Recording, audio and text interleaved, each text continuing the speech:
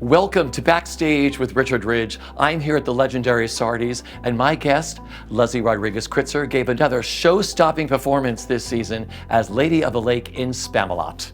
And she's nominated for a Tony Award. Yay! You have such an incredible career, and this season you gave, like I said, a show-stopping performance as Lady of the Lake in SPAMALOT. What does this Tony nomination mean to you? It's been special because it's something obviously you dream about when you're coming up in the business and when you're a kid and you're watching the Tony Awards, you're like, oh, maybe someday it'll be me. And this year was, I did not see SPAMALOT coming. Yeah. Didn't think that this would be a part that I would play necessarily. Because, I have this idea, it's like tall, glamorous, sort of Amazon woman role. And and then this came along. And then when my name was read that day, it was just really full circle. I feel so honored, and getting my pin that day at the luncheon was the best part. And all I ever dreamed about really was getting nominated. Never, the winning part is something else. It's the cherry on top, but the nomination is something that's just like, you feel really like, wow, I put in my time, I'm here, and I feel like I'm just really grateful. And my mom's super proud, and she's up there, and she's watching. What was it like living in the world of Monty Python's SPAMALOT? I mean, I grew up knowing about Monty Python, but I wasn't like a Monty Python person, like some of the boys in our show, like Taryn and, Nick and James, like they all are like fans. Me, but it's like a guy thing more, right? And me, I was just more into other things. But being in the show and the kind of humor and what we were able to kind of explore and make more of a modern take on what SPAMALOT is now, 20-something years later, was the best time ever. I mean, I miss it every day. I probably had the most fun ever in a show. Beetlejuice and SPAMALOT were top for me, and SPAMALOT's like the new one. So I miss it. I miss my guys. I miss you guys. All right, speaking of the guys, what was it like being in the room with them? I mean, how did you get any work done during rehearsals? I mean, we need to be separated, just like I was in school, because I caused trouble. No, we even make each other laugh. I mean, you're in a playground, like you're in a room, throwing stuff on the wall, just being ridiculous. And it is such a, I hate saying safe place, but it is, because you all are clowns. And we have a script, but we ad-lib and we improvise over it, and we play off of each other, and we respect each other so much, and we know each other. Yeah. I got to know some people like Taryn I'd never really met before, but everybody else I had basically known and been around for a long time. So it was like being with a group of friends getting paid to be ridiculous. Yeah. And that's what job's better than that. All right, Lady of the Lake, like living in her world. What was that like, and creating your own? I mean, look, when you get to work with Josh Rhodes, who is like, okay, let's do your take on this. And then you have Jen Caprio going, we're going to build you some new costumes. And you have Tom Watson going, what do you expect? What do you want to do your hair? Like, what kind of hair do you want? And you get to create this whole new version of what the Lady of the Lake was that you remember-ish from 20-something years ago. That's a dream, first of all. So, Jen was like, we're going to build some new stuff. And I was like, okay, it should be like this, it should be like this. And I was like, Tom, I want the hair to sort of be like more Veronica Lake than curly. And then being able to do my Carol Burnett sort of Kritzer sauce spin, which I called Kritzer sauce, on it, and, season it a little differently. And it was amazing, to play a diva, to play someone glamorous and beautiful. And that's not really the parts that I have really aspired to play, nor that I think I am. Yeah. I mean, I show up, I do the thing, I clean up well. But as far as parts that I play, it's more like, Pickles in, Great American Trailer Park Musical, or Delia and kooky, weird sort of characters. And I've done some, dramatic work as well, but this was fierce to be able to sing like that and write comedy that I could do every night and change every night. That's like the dream. That's like, I've always aspired to be like a Carol Burnett, but to be that and then also look incredibly glamorous and all these things. And, I very, very much thank Jen Caprio, our costume designer, and Tom Watson for helping to create a look for me that made sense for me and my body. I'm petite, I'm short. That made me look like $1 million in 5-inch heels. So, I I don't necessarily miss those, but I'll put them on from time to time. When I was doing Lady of the Lake this week, I was wearing them a lot. So yeah. Which we're going to talk about. Yes. But how did it feel to stop the show at every performance of SPAMALOT with Diva's Lament? I mean, it's amazing. You know, I think about, you know, we're at Sardi's. Yeah. And the St. James is right next door. And that stage, that theater is so iconic and incredible to stand on stage. All the people that have been, you know, standing dead center, hearing 1,700 people, I think, 1,725 or whatever. The wall of sound after you're doing this big number is just, there's nothing like it. And that number is just so great. The build of it has such balls and moxie. And to play a character like that. And then basically at the end of the song, which is something that I added for New York and I did at the Kennedy Center too, is I said, you know, remember me, Antoinette Perry, remember me. And they did. So I guess that worked. You know, it's wild. But this character is one that lends itself to being absurd. Yeah. And, you know, she's not a diva for nothing. You know, and divas ask for what they want, I guess. And so I just gave her what she needed to be, and here we are. What I also loved is your musical riffs changed a lot of the Yes. women you, like, talk about some of the women you did during your show. So in Grail, Yeah. you know, I know that obviously I listened to Sara Ramirez's, Yeah. them on the recording, sorry, and they did a lot of funny stuff with Grail. And I listened to it a little bit, put it away, and then I was like, okay, how can I do this also? Because I love the take in Grail that, you know, you're singing this song and then it gets a little off the rails. How can I do it and not try to recreate what they did, but do my own version? And then I was like, well, I'm just going to like go in that direction, and then I'm going to put a little Celine. I'm going to put a little maybe Alanis Morissette, put a little Mariah Carey. And then I started using inflections that I can't really name right off the top of my head who they were. But then people would come to the show and they'd be like, oh, that was that, right? And I was like, no, but that's what you heard? Great. Cool. I'm glad that the overtones of what I'm doing, you know, maybe like a little, you know, riffing from some R&B artist that I can't name, that I had heard on the radio once, and I'm like, you know, whatever, or, you know. Or a little Cher. Yeah. But also Cher and Celine can be, you know, like they're very similar. Yeah. You know? Little Liza. Well, you know, I haven't been to Sardi's in so long. And the last time I was here, I definitely passed out on the 4th floor. Because that's where everyone passes out. They do. And they let you sleep here. Sometimes they put mattresses out because they're not going to bother you. No, but you would throw all these incredible voices in, God. and everybody saw somebody else. Everyone saw someone else, and it's just great because it's like choose your own adventure. If that's who you hear, because I didn't start doing the lounge singer Camelot Lady of the Lake as Liza, but when I talked like her, people like, I would sometimes lean into it, depending on the night, and I didn't even do it consciously. But you know, she's always talking about rehab, or she's always talking about her ex, or her ex that wronged her. Sometimes she'd be more Jersey and threaten someone in the orchestra. All these things that the audience just like glomped onto and they loved. And then Josh Rhodes was like, go for it. And I'm like, yes, this is the kind of Broadway that I want to do, or Broadway comedy that I want to do, where it's, you know, unhinged and out there. See, unlike the other nominees in your category, what made you extra special this season, why I'm sure you also got the nomination, is because you worked all these performances without a net. I mean, you just went out there and did your thing. We had our first and second, first preview and closing night. Yeah. Oh, wait, you're talking about, no, you're not talking about Joe's Pub, are you? You're talking about SPAMALOT. No, SPAMALOT. Sorry, we moved ahead. No. We're getting there. So SPAMALOT, sorry, I was like, boop, boop. You worked without a net. SPAMALOT, from my jokes that I wrote, like I had an Ozempic joke every night. Yeah. That I started in Washington, D.C. when we were at the Kennedy Center.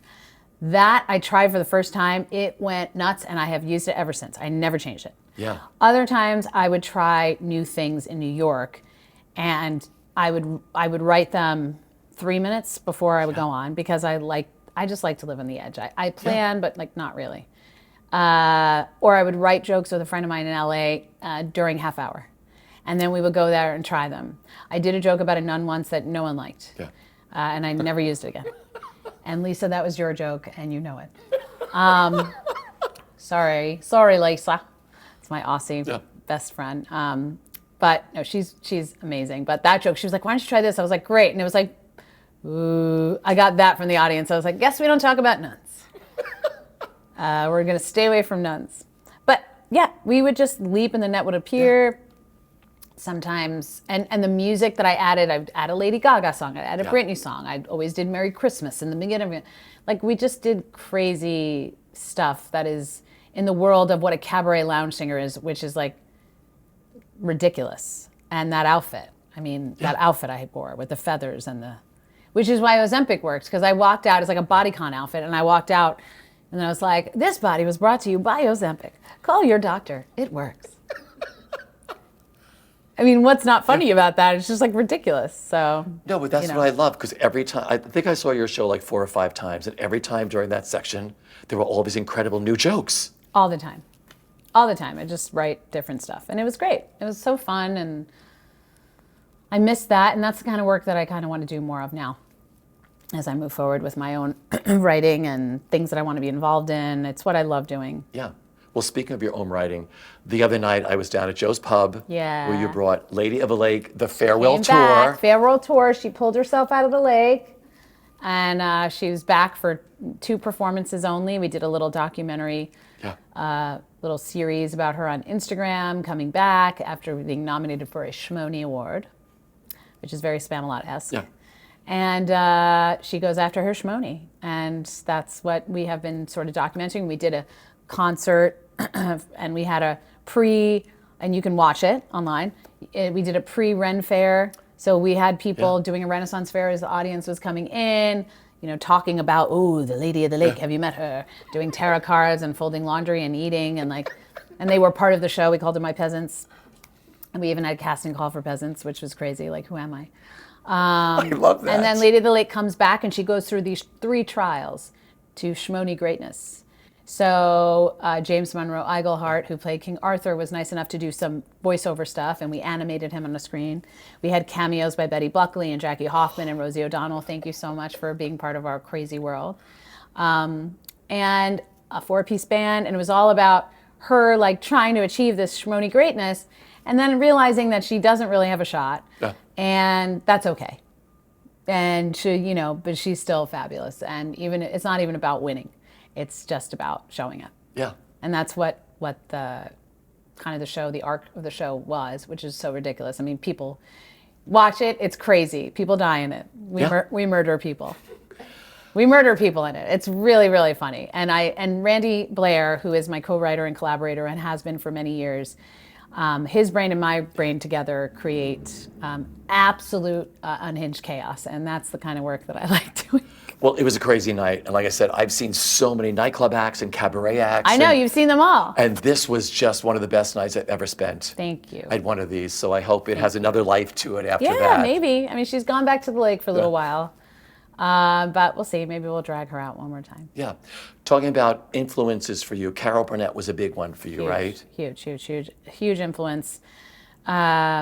Watching the Carol Burnett show, watching a woman be surrounded by a bunch of very talented men supporting her, but also not afraid to look weird and wacky and not glamorous, and throw her body around, and her eyes are big, and her face, and I was like, oh, that's what I want to do, because that's what I've been doing since I was, a kid standing on the fireplace entertaining.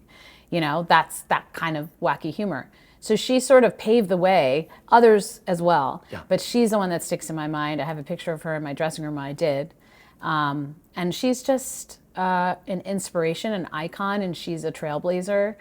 And any other female comedians and actresses that I really respect that are not afraid to be wacky and not always look beautiful, or all for the sake of comedy. I will do anything for a joke. And people that know me, I have done more pratfalls. It's a miracle that I have not had more broken bones. I did sprain my coccyx in the first national tour of Urinetown, because I didn't know how to pratfall when I was 26. But it was worth it, because it got a huge laugh in San Francisco. That's what it's all about. And let me tell you, there's nothing better than a good laugh. When you get it, you're like, it's like, You couldn't walk afterwards, but you got the laugh. Oh, I had to do some serious physical therapy. And I had already replaced someone that was injured. So I'm sure the general manager was so happy. that this kid came in and got injured second performance. But you got to play Carol Burnett. I did. In what show? Tell us. The Marvelous Mrs. Maisel, the finale of the entire series. This the last episode of the entire series. I played Carol Burnett, which was an amazing experience. I auditioned thinking it was a very, very short appearance on the show, and they expanded it to a minute and like a minute 20 of the entire song with dancers and costumes and a whole thing. So I got to really play her. I got to not only do Once Upon a Mattress, but play Carol Burnett doing Once Upon a Mattress. And that's better than me doing Once Upon a Mattress. I'd rather do Carol playing Once Upon a Mattress, you know, and singing like her. And because I love to like embody famous people that I respect. And her is like, you know, she's the one. But talk about a full circle moment. Oh, it's... I mean, that finale was brilliant to watch you do Shy from Once Upon a Mattress. And I was like, whoa, playing Carol Burnett. Every detail, the costumes, the coloring. Also, I studied her voice to do all the inflection, like, all those things that she does. I studied all that. And when I was in studio, Amy Sherman Palladino, we had recorded in a recording studio with the band, the whole song. But in studio, she was like, do you mind, because we're going to have the band miming over here, like on the bandstand. We're going to play their track. Will you sing live? And I said, hell yeah, I'll sing live. How many times do you need me to sing live? So I sang the minute 20 until they said cut, about 8 to 10 times. But that's what musical theater people do. And that's why we're special, because we are workhorses. We know what it's like to do the 8 shows a week, to show up, to be consistent. All of my friends and other colleagues, fellow nominees, there's shows that are open right now. They're doing a show every day and doing this whole Tony campaign and awards circuit. And that's really, really, really hard. And not a lot of people talk about that. I mean, my show's closed, but I really tip my hat to them. But as far as Maisel, going in the studio and singing that 8 to 10 times, no problem. I was like, I got you, Amy. Yeah. And I did it. So when you watch the episode, what you're hearing is me singing live on that take. When you listen to the soundtrack, if you go on Spotify and you listen to the soundtrack, that version is the one that I recorded in the studio. And they're different because the one I recorded in the studio was leaned way more into Carol. And the one that I sang live in when we were on set, I said in studio, but I meant on set, she wanted a little less inflection. So you have both. So if you listen to Spotify or what the soundtrack, wherever it is, you'll hear that it's like way more Carol, and if you watch the final episode on Amazon, it's a little bit more me. Oh, I'm doing that this weekend. It's very cool. I've listened to it. I was like, oh my God, that's right. I did those at different times. And she changed her mind how she wanted it. And Carol gave her sign of approval. She loved it. They showed it to her. She was so happy. I didn't get to speak to her, but someday I will. You will. Maybe I'll play her again. That's awesome. Yeah, they'll make me taller. Okay, going back to SPAMALOT. Yes. Those guys were crazy. Crazy comedians. Nuts, the best. Nuts. The best. Chris Fitzgerald, Taryn, Alex Brightman, all of them. Nick, James, Jimmy Smagula. Am I missing somebody? I don't remember. Am I missing someone? Oh, Ethan. Yeah. And Michael Urie. Yeah. All of them. Chris Fitzgerald especially, that face, how dare you? He would look at me, you would look at me on stage, and he would sometimes just go, and it just would break me. Yeah. And thank God I get to work with incredible comedians and actors and guys, men, who are so lovely and respectful and wonderful. I really appreciated that, because that is not, you bring a bunch of dudes in a room and a girl, a woman, and the balance can be a little tricky. And they always were like my brothers, and I miss you all. I love them. Would everybody try to break everybody up during the show? They had mostly on stage time together, and I would come in and out. So yes, they would, of course. But with me, the person who targeted me was Chris Fitzgerald. But I liked the targeting. So I missed your targeting. And his face, the thing with Chris Fitzgerald, he doesn't have to do anything. Yeah. That's what gets me. It's like Mike McGraw, may he rest in peace and we miss you, who was the original Patsy. Same thing. He wouldn't have to do much. He would just do like a little stumble or a little look, and it's over. It was over. And I did a show with him called The Honeymooners, where we played I played Alice Cramden, and he was Ralph Cramden. Same thing. I'm like, I couldn't. There's times I'm like, I can't look at you right now. I'm supposed to be in love with you, but I actually can't look at you right now. So yeah. You have had so much fun during this Tony Award season. I've been watching all the incredible Instagram things you put up and everything else. I mean, you've really enjoyed it, haven't you? Yeah.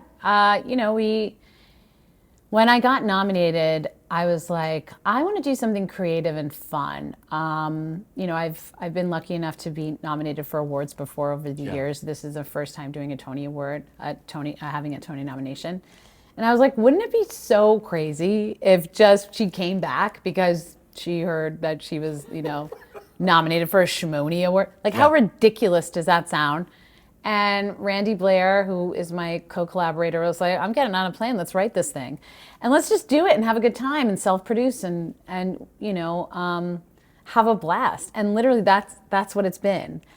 I've always wanted to spend more time with him writing stuff, and we have in the past, but it was just sort of like a great excuse to create something and take a character that I did in a show out of context and put her in the real world. Yeah. And we were talking about how it's very similar to me, to The Comeback that Lisa Kudrow did, where you have this actress who's like trying to prove herself, That's the sort of energy, but she's this kooky British medieval lady who lives in the lake. Like, it's so nuts. It's just so crazy, So if people are on Instagram and they want to check out what the little series we did, it's still up there. We have clips. We're going to do a couple of more plus a blooper reel, which is going to be crazy. And then our Joe's Pub show is also online. We recorded one of them, so you can watch it online. And yeah, I'm exhausted. I'm exhausted, but it was worth it. Once again, anything for comedy. Yeah. And to create things is like the best. What's better than that? Yeah. Finally, have you chosen your Tony outfit for Tony night? I have. I had I'm working with a stylist named Christina Ehrlich. Yeah. And we chose 2 different Nicole Miller dresses. One is vintage Nicole Miller, which I will be wearing on the carpet. And the other is a current Nicole Miller that I will be wearing to an after party. So I like a costume change, and it's just been so fun to try on. And actually, I'm wearing something that I didn't think I would wear, like something a little bit. No, I was like, oh, I think I want this. And once I tried this on, I was like, oh, this is different. Let's go with different. And then the second one is like the party dress. Yeah. Yeah. I've seen them both. They're spectacular. Dress. Yeah. So it'll be really fun. It's very exciting. I'm excited to celebrate with everyone. My colleagues, people that I've known for years and people that are new. It's really nice in a world full of chaos to have one night where you're celebrating each other and your work and your efforts and years of dedication. From top to bottom in every department. It's an honor to be included, So thank you, Well, I've had the time of my life sitting with you. I love you. I love you just as much. You have seen my face and body through many different years. Totally. And I think I look better now than I did when I was 24, to be honest. You look fabulous. You always have. Thank you. No, I do. I look better now than I did at 24. There's a lot of ramen noodles back then. Listen, have the best time at Tony time. And like I said, watching you from Funny Girl to now, I wish you the very best, my love. Thank you. You're the best. Love you. You're the best. I love you. I love you.